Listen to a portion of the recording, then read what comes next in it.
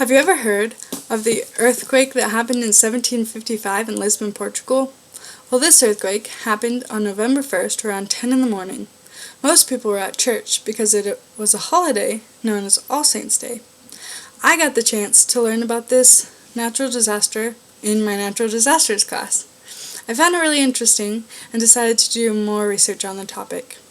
The United States Geological Survey calculated the earthquake to be about an 8.7 magnitude.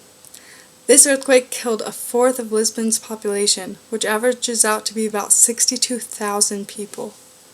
Today, not only am I going to talk to you about what happened on that day, but also the after effects that it had.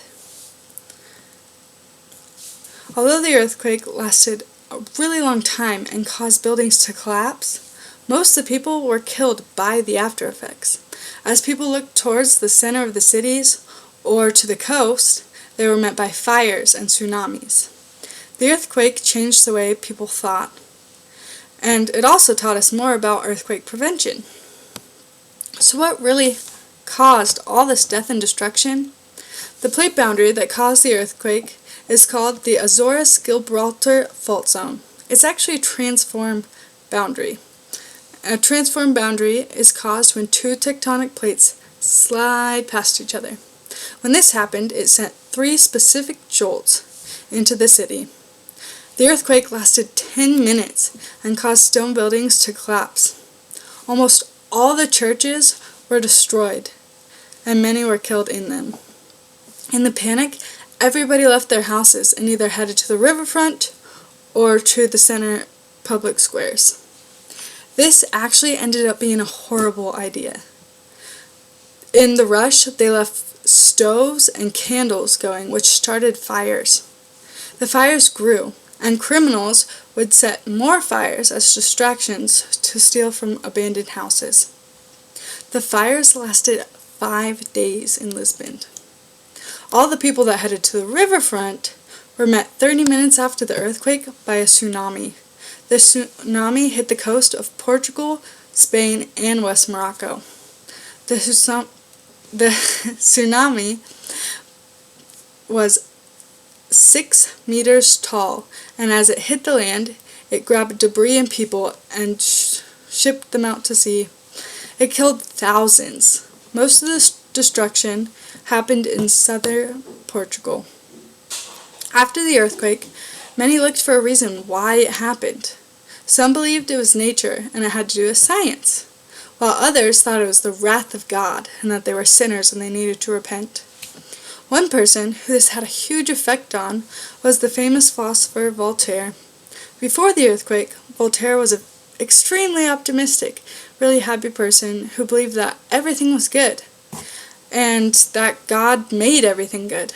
But after the earthquake and seeing all the death and destruction, his views changed, and he believed that there was evil in the world. Rousseau, another famous philosopher, kept his view that all is well, and he entered a debate with Voltaire. Rousseau argued that it wasn't nature's fault that 20,000 houses were in that site, and it wasn't nature's fault that they built big cities instead of diverse, light houses where the damage would have been less.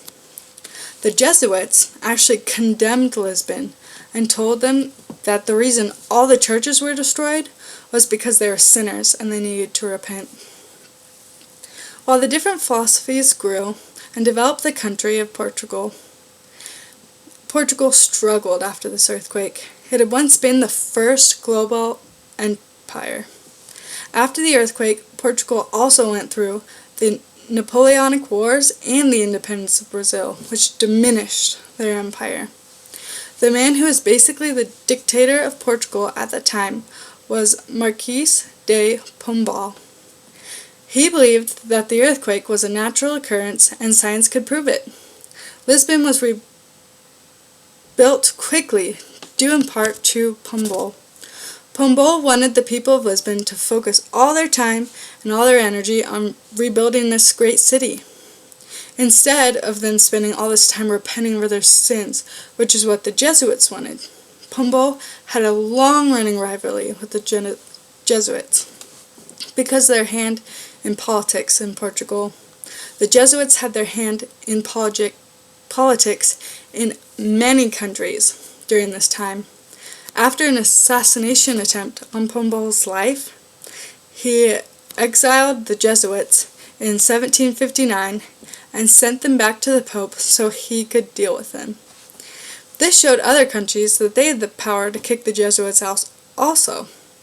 Another thing Pombal did was make models of buildings and test them. He would have soldiers stomp around the models and simulate an earthquake to test the strength of the models. These were the closest thing to earthquake-proof buildings they had come up with during this time. In conclusion, the one shift in the fault caused an earthquake, a fire, and a tsunami that killed thousands. As a result of the disaster, Voltaire's Enlightenment views changed. The religious organization, the Jesuits, got kicked out of the country, and Pombal tried his hardest to rebuild and even to improve the buildings to become earthquake-proof. The people of Lisbon were killed because they were uneducated about natural disasters and what to do. You have the opportunity to educate yourself and to keep you and the ones you love safe.